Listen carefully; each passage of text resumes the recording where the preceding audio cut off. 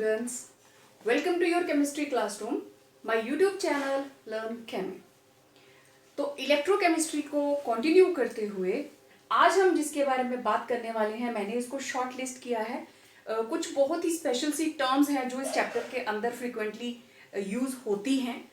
तो सबसे पहले है हमारे पास ओम्स लॉ, फिर कंडक्टेंस से रिलेटेड कुछ एक टर्म्स जैसे रेजिस्टेंस, रेजिस्टिविटी, कंडक्टिविटी, सबपैसिफिक कंडक्टेंस। तो दो दो लाइंस की डेफिनेशंस हैं, हम उनको भी बारी बारी से करते हैं।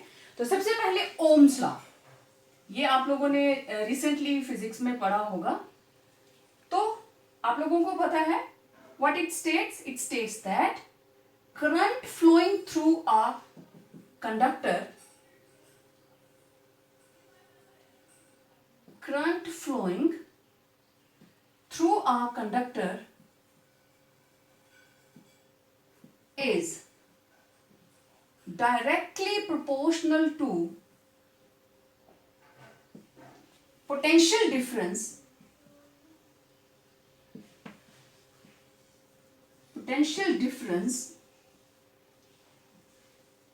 across the conductor.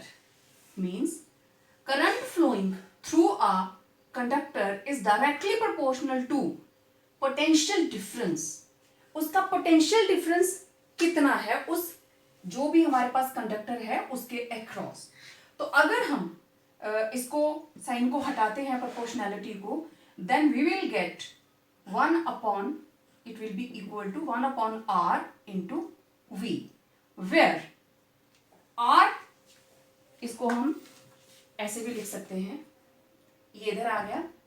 तो I into R equal to V और V equal to I into R, V equal to I R, where ये तो आपको पता है current, potential difference and R is resistance. तो ये बहुत सिंपल सा लॉ है, आप लोग शायद 10th में भी करते हैं कि कोई भी एक कंडक्टर है, उसके अंदर जो करंट फ्लो कर रहा है, करंट का flow that will be directly proportional to उस कंडक्टर के अक्रॉस पोटेंशियल डिफरेंस कितना है। और I is equal to I directly proportional to V, then V equal to 1 upon R into V। तो अब ये this is constant of proportionality, और इसको जब आप इधर ले आएंगे V will be equal to I R और V equal to I R, where R is resistance. तो किसी भी कंडक्टर के अंदर कंडक्टेंस कम होगी या ज्यादा होगी, resistance plays a very important role. जिस वायर की रेजिस्टेंस बहुत ज्यादा होगी, रेजिस्टेंस जैसे कि नाम से ही क्लियर हो रहा है, it resists to the flow of current. ये करंट को अपने में से उस पर्टिकुलर मेटल में से या जो भी कंडक्टर होगा उसमें से वो उसको फ्लो नहीं करने देगा, रेजिस्ट करती है to the flow of current. तो रेजिस्टेंस जितनी ज्यादा होगी कंडक्टेंस उतनी ही कम होगी। तो Ohm's law it was just a beginning कि करंट और रेजिस्टेंस का अब किस तरीके से रिलेशन होने वाला है। अब आप देखिए, तो ये रहा हमारा first topic, that was Ohm's law. अब हम देखते हैं resistance. Now what is resistance?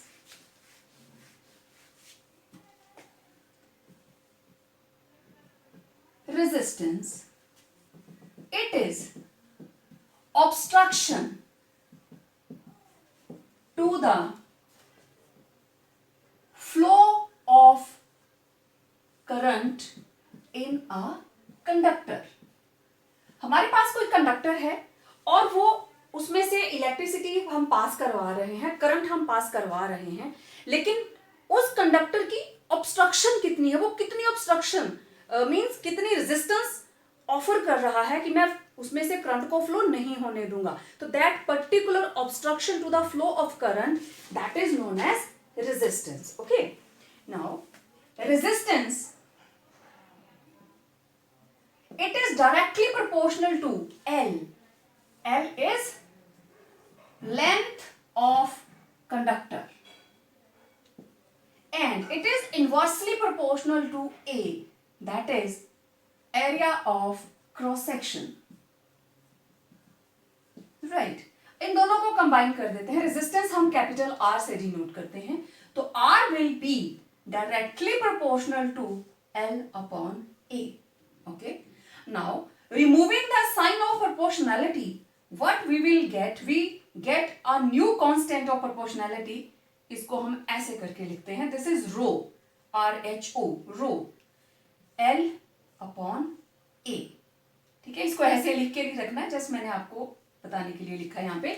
R is equal to rho L upon A, where this is rho known as resistivity. This is resistivity, right? अब देखिए resistivity और हम इसको क्या बोल देते हैं, और specific resistance, resistivity और specific resistance. ठीक है, अब इसके बारे में मैं बाद में बात करती हूं, पहले हम सिर्फ, क्योंकि सिर्फ रेजिस्टेंस की बात कर रहे हैं, हम इसी के बारे में बात करेंगे. तो ये रहा आर, एल और ए मैंने बता दिया आप लोगों को ऊपर. नाउ आर रेजिस्टेंस, इसके यूनिट्स, दिस इज ओम, ओम, और हम ओम को ऐसे भी लिखते हैं. ठीक है, तो दिस इज रेजिस्टेंस. तो अब देखते हैं रेजिस्टेंस के यूनिट. ये यूनिट्स आपको बाद में एक जगह पे लिखने हैं, मैं इसलिए यहां पे बता रही हूं. अब यूनिट्स किसके हैं, यूनिट्स ऑफ आर, ये रेजिस्टेंस का यूनिट है. अब हम बात करने लगे स्पेसिफिक रेजिस्टेंस की. ठीक है, वो देखिए उधर मैंने लिखा है रेजिस्टिविटी और स्पेसिफिक रेजिस्टेंस, तो ये हमारा फर्स्ट था. अब देखो मैं इसी को आगे ले आती हूं.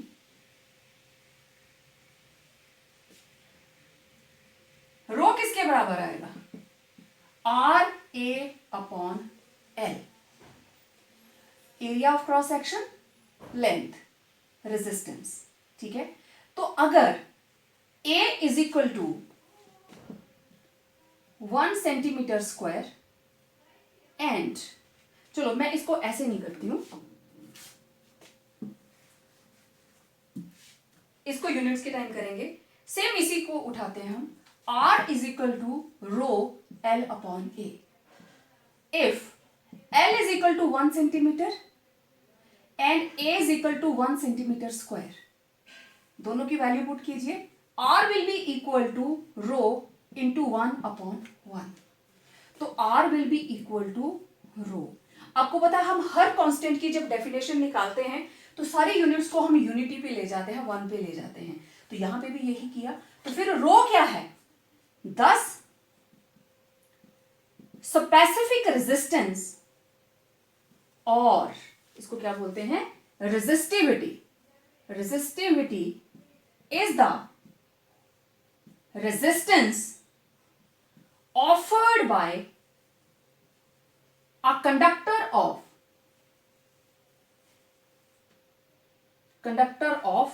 length 1 centimeter and having 1 centimeter square area of cross section.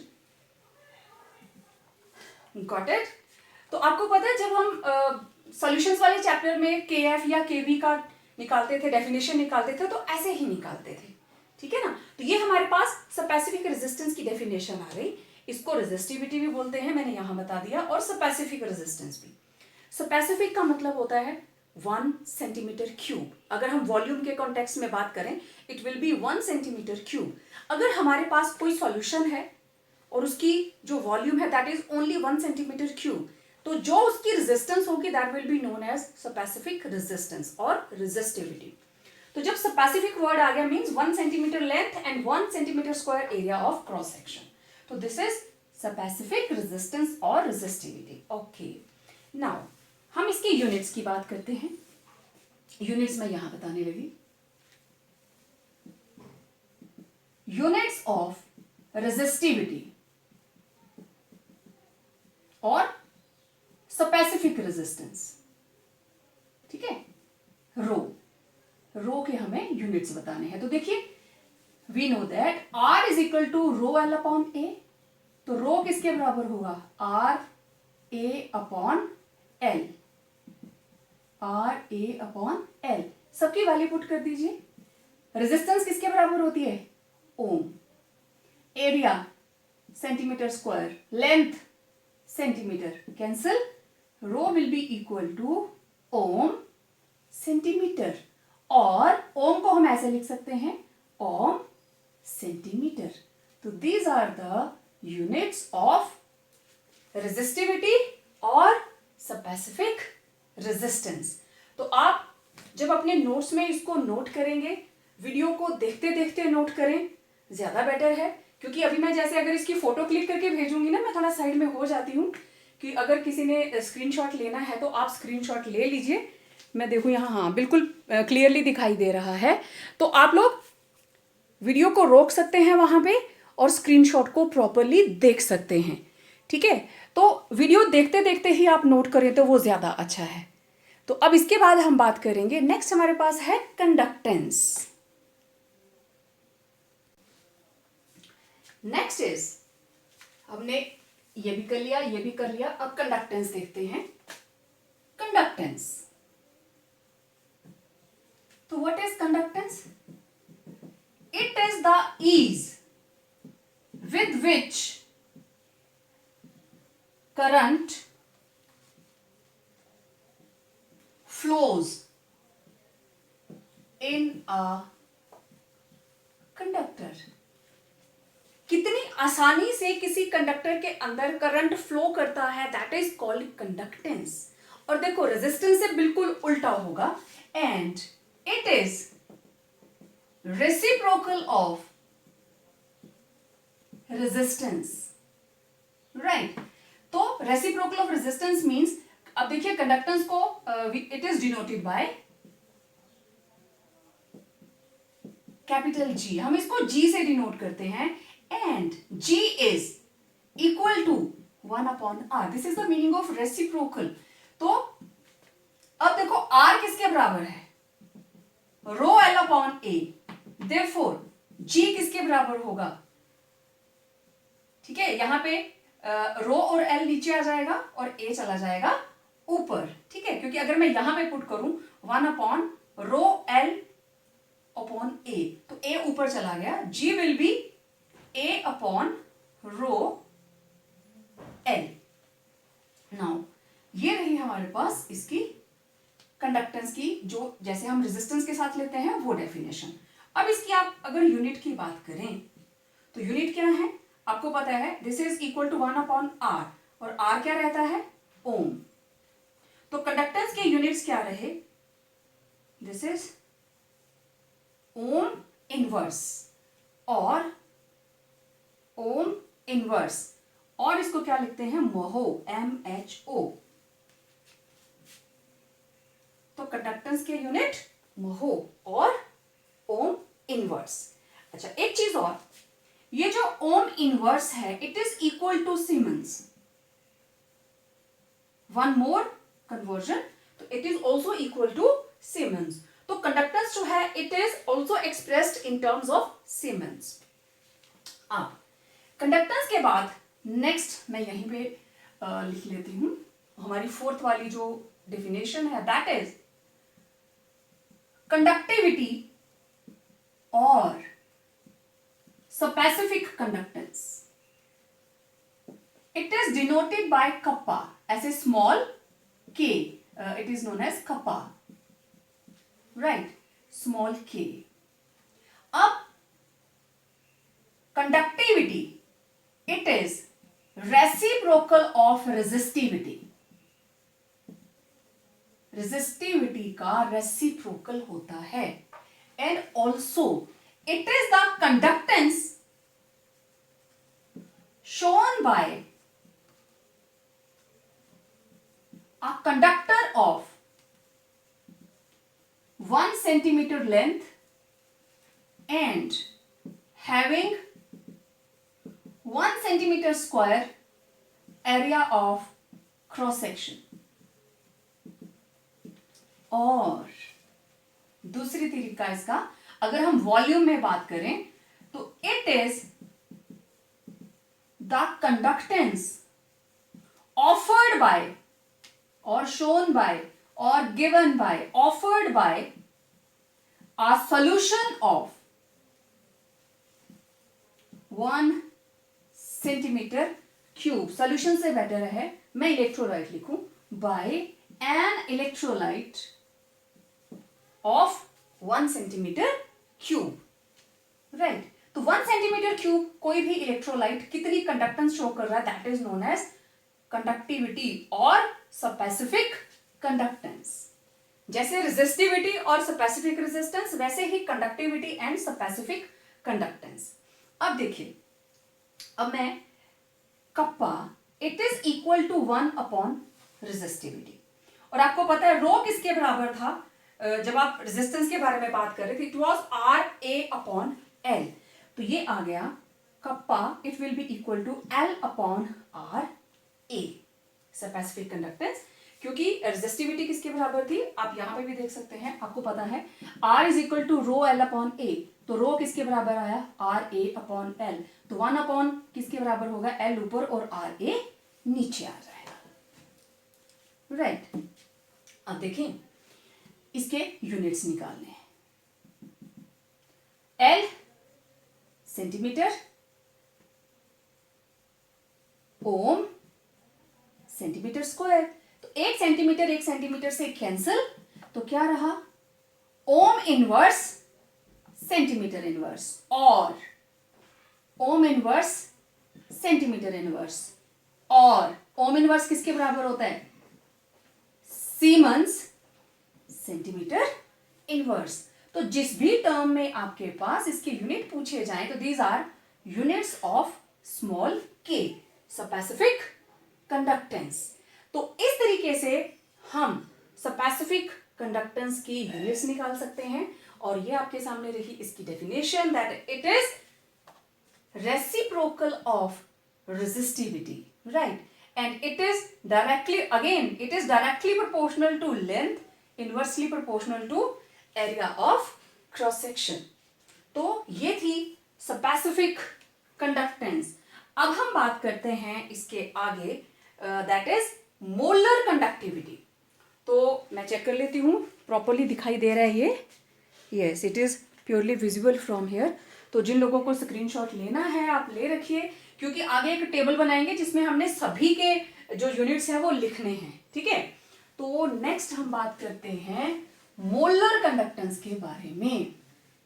तो कंडक्टेंस का जो कंसेप्ट है वो सभी का सेम है कि इलेक्ट्रिक फील्ड के इन्फ्लुएंस के अंदर जो भी अगर वो मेटालिक कंडक्टेंस है तो that will be given by flow of electrons, और अगर इलेक्ट्रोलाइटिक है तो that will be shown by the flow of ions, cations and anions. Okay, molar conductance.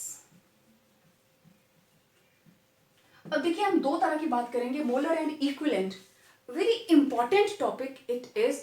इससे रिलेटेड बहुत अलग अलग तरह के छोटे छोटे क्वेश्चंस पेपर में आते हैं, लेट्स सी दैट। तो molar conductance it is denoted by lambda M, V को उल्टा करके लिखेंगे दैट इज लैम्डा m। तो अब कंडक्टेंस तो समझ में आता है कि conductance means ease with which current flows through a circuit. What is molar? Molar means molarity. तो देखिए एक मोल इलेक्ट्रोलाइट से, एक मोल हमने इलेक्ट्रोलाइट लिया और उससे जितने भी नंबर ऑफ आयन्स बने, एक मोल इलेक्ट्रोलाइट उससे जितने भी आयन्स बने, मैं ऐसे लिख लेती हूँ, नीचे को लिख देती हूँ, जितने भी आयन्स बने, इन आयन्स की जो कंडक्टेंस होगी that is called molar conductance, right. तो इट इज द कंडक्टेंस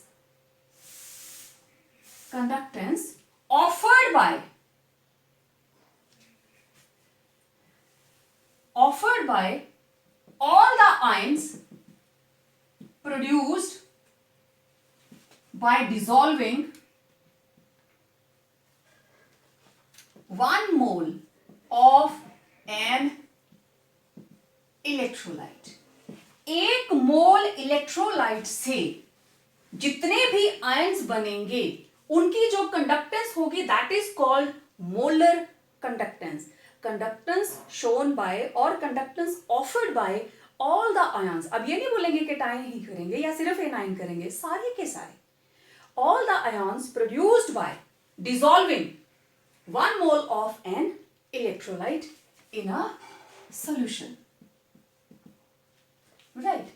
अब देखिए लैम्डा m, और पता है जो लैम्डा m है it is equal to kappa into 1000 upon c, c कौन सी, m, मोलैरिटी वाली concentration, where k is equal to specific conductance and Cm it is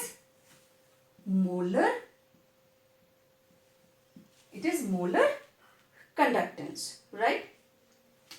अच्छा, अब ये हमारे पास, ये तो इसकी न्यूमेरिकल्स के लिए जो हमारे पास रिलेशनशिप है वो है।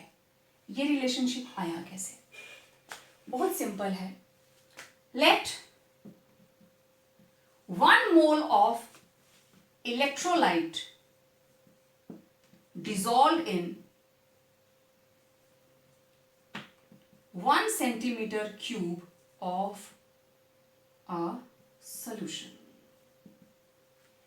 अब हमारा देखिए कंसेंट्रेशन कितनी है 1 मोल, और वॉल्यूम कितना है 1 centimetre cube.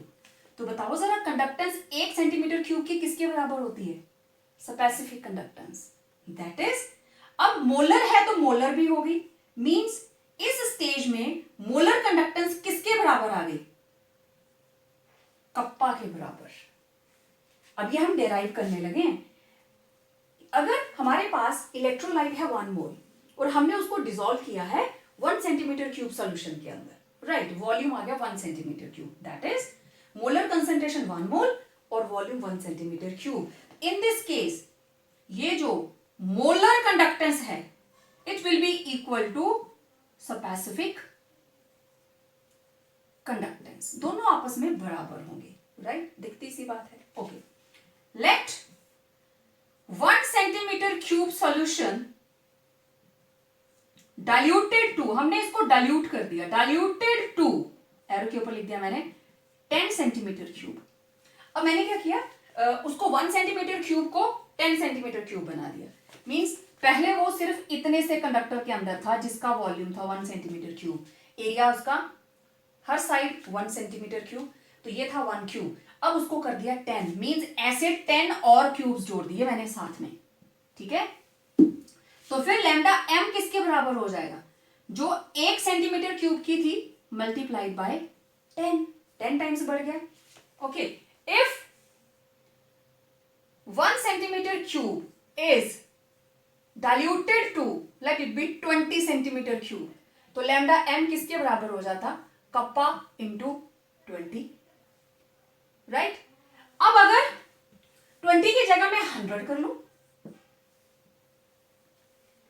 If 1 centimetre cube is made 100 centimetre cube, तो what will happen, lambda m it will be equal to kappa into 100 centimetre cube, ठीक है। मैं 100 लिख रही हूं, it will be 100 centimetre cube, यहां होता है 20 सेंटीमीटर क्यूब, यहां होता है 10 सेंटीमीटर क्यूब। तो इन जनरल लैम्डा m किसके बराबर होगा, कप्पा इंटू वॉल्यूम। जितना आप उसको डाइल्यूट करते जाओगे मोलर कंडक्टेंस बढ़ती जाएगी, जितना आप उसको डाइल्यूट करते जाओगे, जितना उसमें जो भी आपने सॉल्वेंट लिया होगा वो आप ऐड करते जाएंगे। अब मुझे v की वैल्यू चाहिए। Okay, let C moles of solute, और इलेक्ट्रोलाइट लेती हूं मैं, C mole of electrolyte is present in volume 1000 centimetre cube. Molarity है ना, इसलिए 1000 सेंटीमीटर क्यूब से स्टैंडर्डाइज करेंगे। एंड 1 मोल कितने में होगा, 1 मोल का वॉल्यूम कितना आएगा अभी, 1000 upon C। Now put in equation 1, first equation, lambda m किसके बराबर आ गया, कप्पा इंटू, अब वॉल्यूम की जगह पे क्या आ गया भाई, 1000 अपॉन, अब मैं C यहां पे m लिखूंगी क्योंकि ये हम मोल की बात कर रहे हैं, where m is molar concentration. और हम इसको ऐसे भी लिख देते हैं, lambda m is equal to kappa into 1000 upon m, where m is equal to molarity. तो कंसेंट्रेशन किसी भी तरीके से दी हो आप उसको ऐसे लिखेंगे। क्लियर बात? तो ये हमने जो हमारे पास रिलेशनशिप था, हमें उस रिलेशनशिप को हमने डिराइव कर लिया।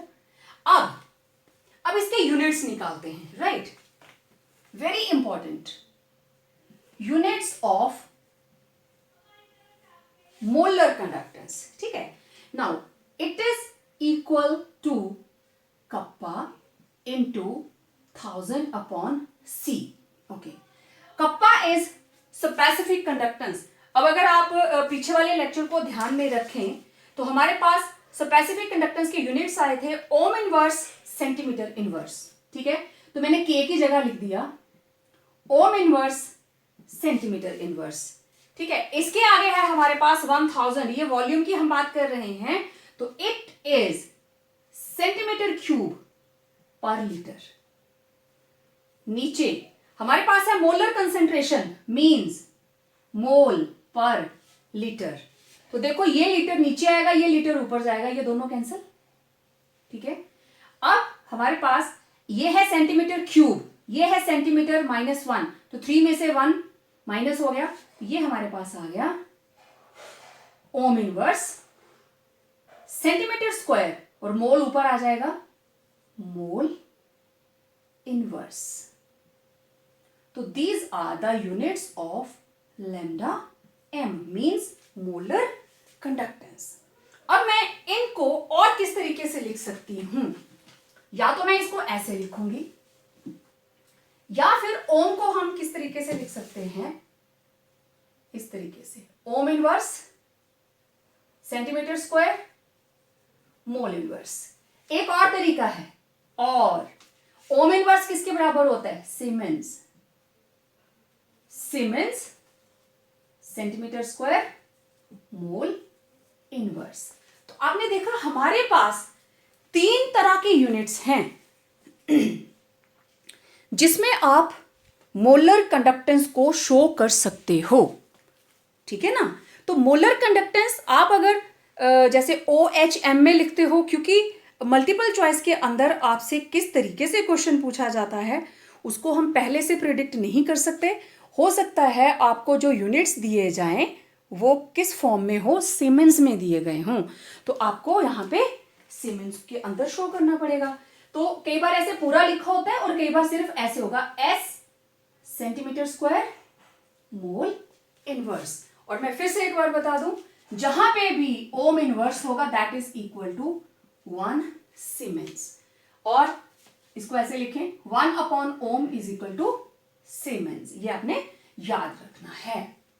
तो it was all about molar conductance. I hope सबको पता चल गया होगा कि हमने स्टार्ट किया था कि अगर 1 मोल इलेक्ट्रोलाइट को हम 1 सेंटीमीटर क्यूब में डालते हैं तो जो मोलर कंडक्टेंस है वो किसके बराबर आ गई? स्पेसिफिक कंडक्टेंस के बराबर। ओके, आपने उसको 10 टाइम डाइल्यूट कर दिया तो it will B multiplied by 10, 20 time किया मल्टीप्लाई बाय 20, 100 टाइम कर दिया मल्टीप्लाइड बाय 100, आप 500 कर दो it will B multiplied by 100 and so on.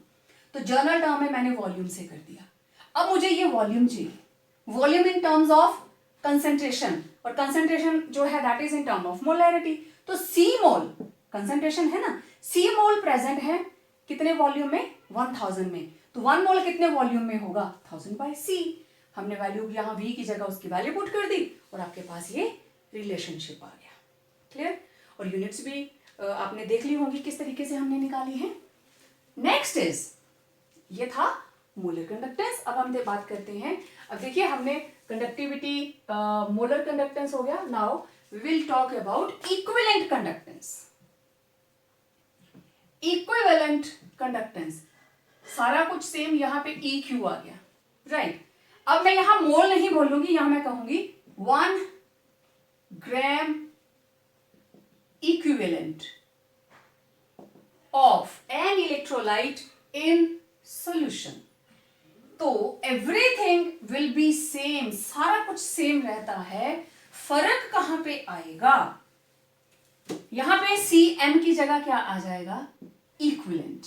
Normality means concentration is in terms of normality. ये हम यहां पे नॉर्मेलिटी के बारे में बात करेंगे. तो लैम्डा इक्विवेलेंट किसके बराबर होगा, it is the conductance offered bye all the ions produced by dissolving 1 gram equivalent of an electrolyte in solution. तो lambda equivalent kappa into 1000 upon C equivalent, where kappa is specific conductance, C equivalent is gram equivalents, means normality. अब इसके देखते हैं हम units. जैसे हमने molar को derive किया ना, सेम वैसे ही होगा, ये बिल्कुल सेम. अब देखें इसके यूनिट्स, वैल्यू पुट करें. अब इसके आ गए यूनिट्स ऑफ लैम्डा इक्विवेलेंट. तो इट इज, चलो हमारे पास काफी जगह यहां करते हैं, lambda equivalent equal to kappa into 1000 upon C equivalent.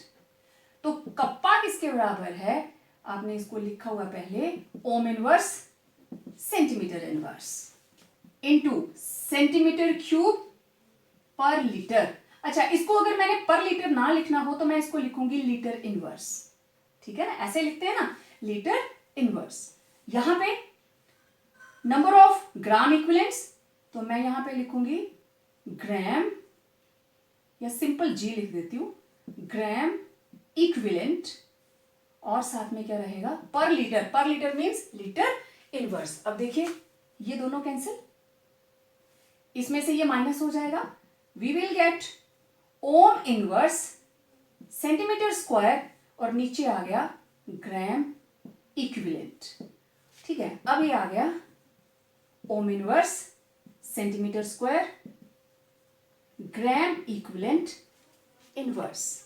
अब इसको आप कैसे लिख सकते हो, और these are the units of lambda equivalent, और ऐसे लिख सकते हो आप, ohm inverse centimetre square gram equivalent inverse. और ये किसके बराबर है, siemens centimetre square gram equivalent inverse. तो इस तरीके से आप निकालेंगे units of equivalent conductance. Right. अब आपका जो होमवर्क है, I think it's a very simple method to calculate the units. Equal, इसके पहले में मोलर था तो यहाँ पे मोल्स आ गया, बाकी सारे का सारा सेम है. डेफिनेशन भी दोनों की ऑलमोस्ट सेम, फर्क क्या है, मोल की जगह पे ग्राम इक्विवेलेंस. ठीक है. अब next is effect of dilution.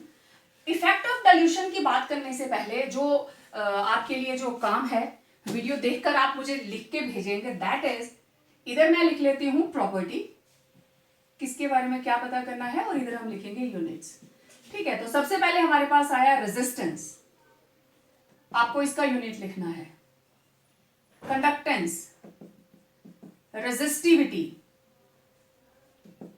Conductivity, then specific conductance. Conductivity और स्पेसिफिक कंडक्टेंस एक ही चीज है, कंडक्टिविटी और स्पेसिफिक कंडक्टेंस, इसकी वैल्यू आ गई.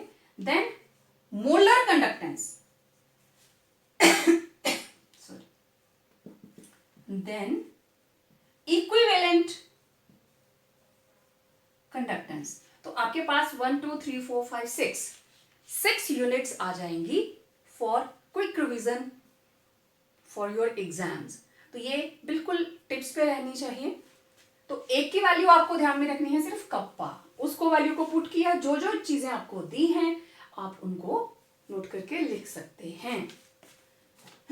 तो ये आपका होमवर्क है. वीडियो देखकर ये जैसे ही टॉपिक खत्म होंगे, इसके बाद आप लोगों ने इसको लिख के मेरे को भेजना है. राइट. वीडियो स्टॉप कर लेना, पॉज करके, तब इस चीज को नोट कर लेना. ये हो गया. अब बात करते हैं effect of dilution on various types of conductance. Okay. Effect of dilution. मेरे पास है molar conductance, equivalent conductance and kappa, specific conductance. Specific conductance is conductance shown by a conductor of 1 centimeter length having 1 centimeter square area of cross section or electrolyte of 1 centimeter cube. 1 centimetre cube की जितनी conductance होगी that is called specific conductance. Molar और equivalent हम अभी करके हटे. अब आपने एक चीज देखी, जब हम एक मोल को डिसॉल्व किया था 1 सेंटीमीटर स्क्वायर में क्यूब में, 1 मोल इन 1 सेंटीमीटर क्यूब, तो मोलर कंडक्टेंस किसके बराबर थी? कप्पा के. अगर 1 सेंटीमीटर क्यूब को बढ़ा के 10 कर दिया, lambda molar becomes k into 10. अगर उसको 100 कर दिया, lambda m was equal to kappa into 100. Means जितनी स्पेसिफिक थी उसको 100 से मल्टीप्लाई कर दिया, 1000 है तो 1000 से मल्टीप्लाई कर दिया. तो आप देख रहे हो, आप जितना उसको डाइल्यूट करते जा रहे हो, लेट इट बी 500, तो लैम्डा m विल बी जितनी स्पेसिफिक थी मल्टीप्लाइड बाय 500. तो जितना डाइल्यूट करते जा रहे हैं, लैम्डा मोलर बढ़ती जा रही है. Similar is the case with equivalent. अगर आप एक नॉर्मल या 1 ग्राम इक्विवेलेंट डिसॉल्व करेंगे 1 सेंटीमीटर क्यूब के अंदर, तो लैम्डा इक्विवेलेंट किसके बराबर होगी? कप्पा के बराबर. अगर 10 टाइम कर देते हो तो lambda equivalent will be kappa into 10 और lambda equivalent will be kappa into 100. जितना आप डाइल्यूट करते जाएंगे उतने से वो मल्टीप्लाई होता जाएगा. राइट? तो मींस ये दोनों ही इंक्रीज करती हैं विद डाइल्यूशन.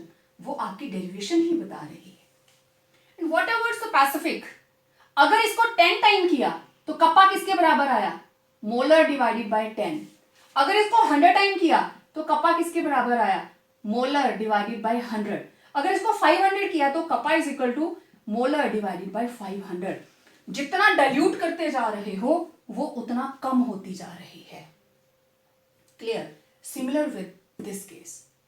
अब ऐसा क्यों? अगर मैं जनरल बात करनी हो तो मैं सीधा बोलूंगी ये दोनों इंक्रीज करती हैं और कप्पा जो है वो डिक्रीज करती है. ओके, फॉर्मूला से तो आप बता देंगे, ठीक है? इसको लिख के ऐसे ही बताएंगे कि फॉर्मूले से क्लियर हो रहा है. अच्छा, अब इसको मैं थोड़ा सा डायग्रामेटिकली आपसे बात करूं अगर इसके बारे में.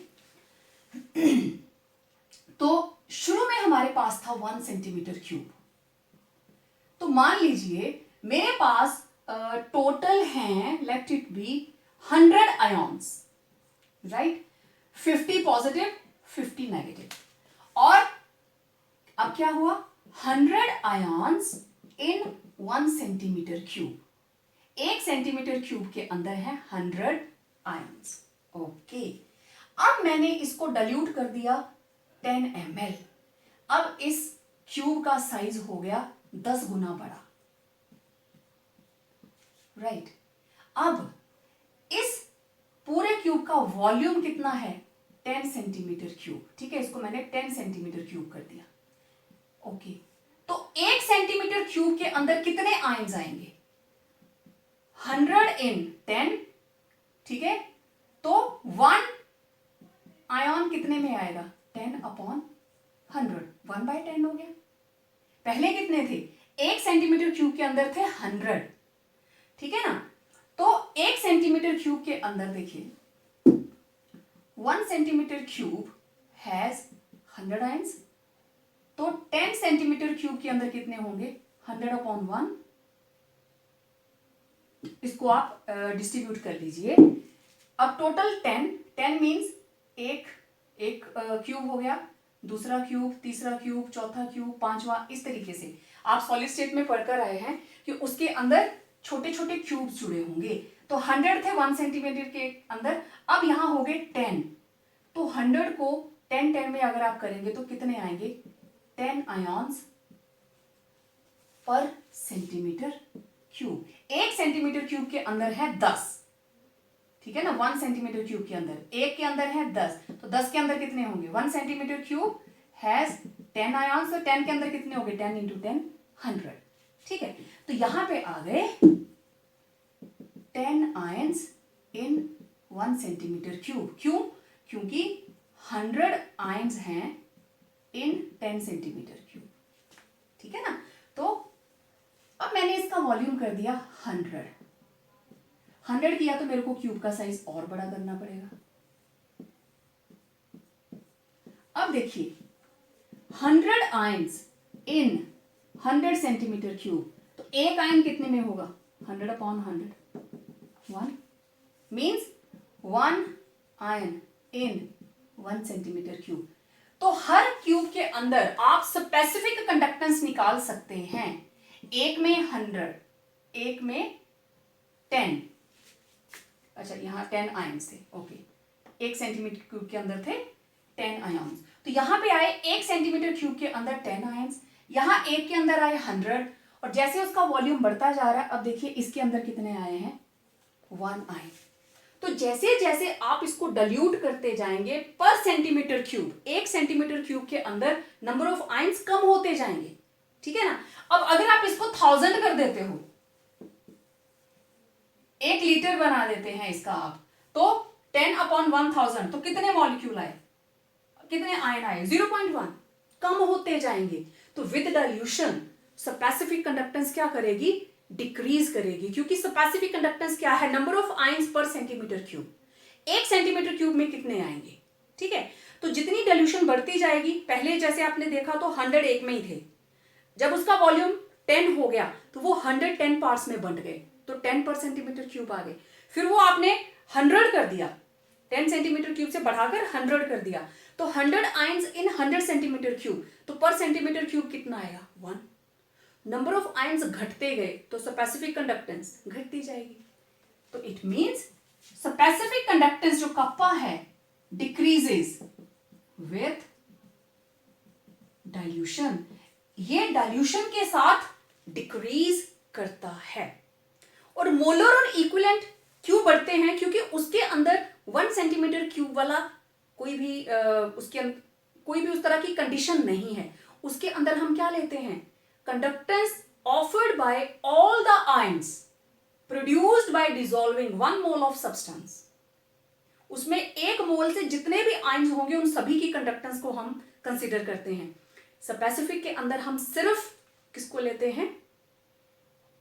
1 सेंटीमीटर क्यूब के अंदर कितने आयन्स हैं। ठीक है, तो इस तरीके से हम जो रिलेशनशिप है वो निकाल लेते हैं, that what is the effect of dilution on specific conductance, molar conductance and equivalent conductance. तो आप इसको देख लीजिए ध्यान से। अब एक हमारे पास और रिलेशनशिप आता है, that is very important, paper में बहुत बार पूछा हुआ है। स्ट्रॉन्ग और वीक इलेक्ट्रोलाइट की बात मैं करती हूं अभी थोड़ी देर में। What is cell constant? ठीक है, अगर आपको करना हो कि सेल कांस्टेंट क्या है, it is nothing, it is only cell constant is equal to L/A। ठीक है, इट इज L/A, लेकिन मुझे इसको थोड़ा सा डिराइव करना है। We know that specific conductance, it is reciprocal of resistivity और specific resistance, दोनों सेम चीज। resistivity means specific resistance और specific conductance means conductivity, दोनों सेम चीज। तो kappa is equal to 1/ρ, right. और kappa will be equal to, rho किसके बराबर है? रो इज इक्वल टू RA/L, तो उल्टा है तो इट विल बी L/RA। तो कप्पा को आप इसके बराबर लिखेंगे। अब देखें, kappa is equal to 1/R into L/A। आपको पता है 1/R किसके बराबर होता है? कंडक्टेंस। तो this is G, means 1/R is equal to conductance into L/A। तो ये किसके बराबर आ गया? Conductance into L/A is known as cell constant. तो मैं यहां लिखूं specific conductance is equal to conductance into cell constant. एक रिलेशन तो ये आ गया। तो सेल कांस्टेंट किसके बराबर होगा? सेल कांस्टेंट किसके बराबर होगा? Specific conductance divided by conductance. आप स्पेसिफिक कंडक्टेंस को सिंपल कंडक्टेंस से डिवाइड कर देंगे, it will give you the value of cell constant. तो सेल कांस्टेंट इसको आप ऐसे भी लिख सकते हो, K upon G is equal to L upon A, means cell constant, this is cell constant and it is equal to specific conductance upon simple conductance. और L upon A is cell constant, तो cell constant के units क्या है? Centimetre upon centimetre square. तो cell constant के units is equal two centimetre inverse. ये paper में पूछा जाता है कि सेल कांस्टेंट के यूनिट्स क्या हैं। और देखिए ये रिलेशनशिप आपके काम के हैं, that specific conductance is equal to conductance into cell constant. और सेल कांस्टेंट किसके बराबर आ गया? इसको इस साइड ले आओ। तो simple cell constant it is L upon A, length upon area of cross section. ठीक है, जो भी आप कंडक्टर लेते हैं उसकी लेंथ आप मेजर करके लेंगे कि हमने इतनी लेंथ का कंडक्टर लिया है और जिसका एरिया ऑफ क्रॉस सेक्शन इतना है, that will be going to be constant throughout the experiment. जो भी आप एक्सपेरिमेंट करेंगे वो पूरे के अंदर बिल्कुल कांस्टेंट रहेगा। तो that is why it is known as cell constant. I think clear हो गया होगा सबको। अब हमारे पास बचा हमारा आज का last, effect of dilution on conductivity of weak and strong electrolytes. अब हमने बहुत पहले जब चैप्टर शुरू किया था, there we went through the concept of strong and weak electrolytes. Strong electrolytes which dissociate 100%, जिनके अंदर सारे के सारे जो भी हमने इलेक्ट्रोलाइट्स लिए होंगे वो सारे के सारे डिसॉल्व हो जाते हैं, they break up into ions. और वीक जो 100% डिसोसिएट नहीं करते। आप सॉल्यूशंस के अंदर भी ये सारी चीजें पढ़ के आए हो स्ट्रॉन्ग एंड वीक के बारे में। अब देखिए एक चीज, मैं यहां पे दो तरह के ग्राफ बनाऊंगी। ठीक है, यहां देखिए, effect of dilution on strong and weak electrolyte. तो इस साइड हमने ले ली लैम्डा m। ठीक है, एक तरफ हमने ले ली इधर लैम्डा m और दूसरी साइड हम ले रहे हैं स्क्वायर रूट ऑफ कंसंट्रेशन। तो दोनों में ही square root of concentration and lambda m इस एरो के ऊपर। अब अगर मैं पहले बात करूं स्ट्रॉन्ग इलेक्ट्रोलाइट्स की, मेरे पास दो हैं, एक मैंने ले लिया HCl और एक मैंने ले लिया KCl। ठीक है, ये ग्राफ इस तरीके से आता है।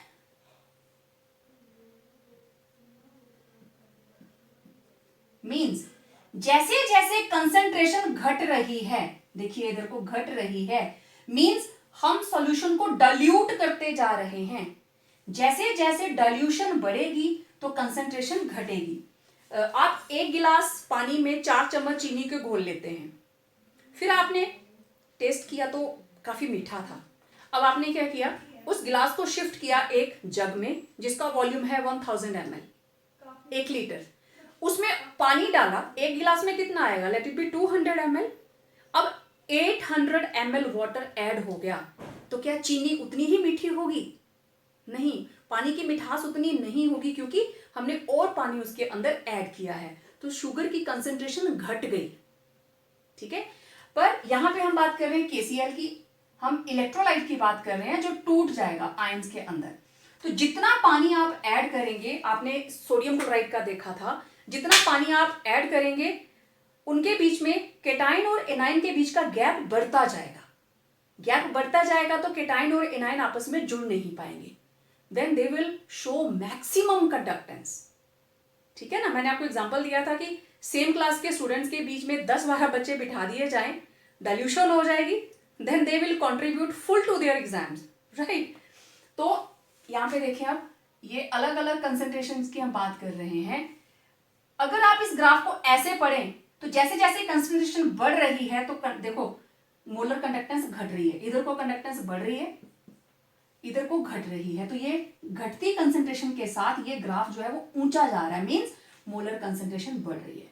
तो मैं इसको अगर एक्स्ट्रापोलेट करती हूं, after extrapolation of this graph, ये देखिए दोनों केसेस में ही ये इस वैल्यू को टच करेगा and it will B lambda naught m KCl and it will B lambda naught m for HCl।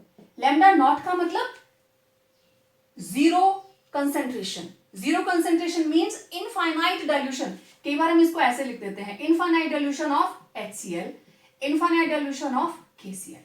तो चाहे आप जीरो लिखें चाहे आप इनफाइनाइट लिखें, मीनिंग इज द सेम। तो आप इसको एक्स्ट्रापोलेट करके इसकी वैल्यू निकाल सकते हैं, या मैं ऐसा कहूं स्ट्रॉन्ग इलेक्ट्रोलाइट्स की लैम्डा इंफिनिटी की वैल्यू हम निकाल सकते हैं डायरेक्ट फ्रॉम द ग्राफ। तो इफेक्ट ऑफ डाइल्यूशन का क्या मतलब हुआ? स्ट्रॉन्ग इलेक्ट्रोलाइट्स को आप जितना डाइल्यूट करेंगे इसकी कंडक्टेंस बढ़ती जाएगी, राइट। अब देखें जरा वीक इलेक्ट्रोलाइट का केस। वीक इलेक्ट्रोलाइट के केस के अंदर देखें variation of lambda m, this is variation of lambda m with concentration of weak electrolyte. तो ये ग्राफ कुछ इस तरीके से चलेगा कि कंसेंट्रेशन जब बहुत ज्यादा है तो कंडक्टेंस बहुत कम, जैसे जैसे कंडक्टेंस घटती गई तो ये ग्राफ ऐसे ऐसे करके आना शुरू हुआ, स्ट्रेट नहीं आएगा, वीक है ना। और एक स्टेज ऐसी आएगी ये ग्राफ इसके पैरेलल हो जाता है। अब आप इसको कितना भी एक्स्ट्रापोलेट कर लें, ये इस एक्सिस को कहीं पे भी कट नहीं करेगा, ठीक है। ये है वीक इलेक्ट्रोलाइट, उसकी अलग अलग कंसेंट्रेशंस के ऊपर हमारे पास वैल्यूज हैं। तो आप जैसे जैसे कंसेंट्रेशन घट रही है, मींस डाइल्यूशन बढ़ रही है, तो वीक इलेक्ट्रोलाइट की कंडक्टेंस भी इंक्रीज करती है, लेकिन कभी भी उसकी इनफाइनाइट वैल्यू हम नहीं निकाल पाते हैं, क्योंकि वो इनफाइनाइट डाइल्यूशन वाले कर्व को, या हम ऐसे कहूं इस एक्सिस को टच नहीं करता। क्यों नहीं करता? क्योंकि ये वीक है। टच कर जाएगा तब तो स्ट्रॉन्ग हो गया, ठीक है ना। तो इस तरीके से with dilution conductivity of strong and weak electrolyte दोनों की ही इंक्रीज करती है, लेकिन स्ट्रॉन्ग की जो उसकी मैक्सिमम वैल्यू है वो हमें मिल जाती है, लेकिन वीक की मैक्सिमम वैल्यू हमें नहीं मिलती है। अब अगली प्रॉब्लम नहीं मिलती है। अब ये एग्जांपल जैसे हम ले रहे हैं CH3COOH, acetic acid is a weak acid. अब अगर हमें इसकी वैल्यू चाहिए, हम कहां से पता करेंगे? तो उसको पता करने के लिए इंतजार कीजिए हमारे नेक्स्ट वीडियो का। तो मिलते हैं अगले वीडियो में to calculate conductance of weak electrolytes.